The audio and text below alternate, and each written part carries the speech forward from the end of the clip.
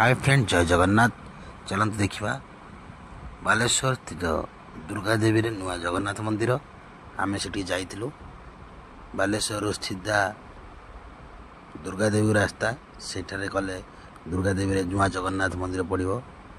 यहाँ देखु मंदिर भितर को आम एंट्री कर सारचु।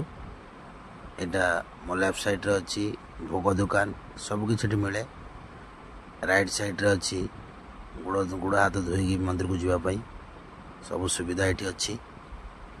तापर आम जाइलु जाओ 22 पाहाच जाओ। एटारे गोटे 22 पाहाच नुआ तैयारी आग को गोटे भल लगला। मंदिर सामने पूरा गोटे बड़ पोखरी अच्छी। मंदिर भी भल भल कारुकार्य भी भल है। मंदिर तो भीतर को हमको फोटो नापी छाड़ी नलते मना करते। आम जहाँ बाहर बेहोश ग्रहण करचु। यहाँ देखते से पोखरी कथा जो कथा कहते पोखरी एटी भी गोड़ धोई पारे से भी गोड़ धोई पारे। ये स्नान मंडप गरुड़ खंभ एमती आम सामने भ्यूज नहीं। मंदिर बहुत सुंदर है।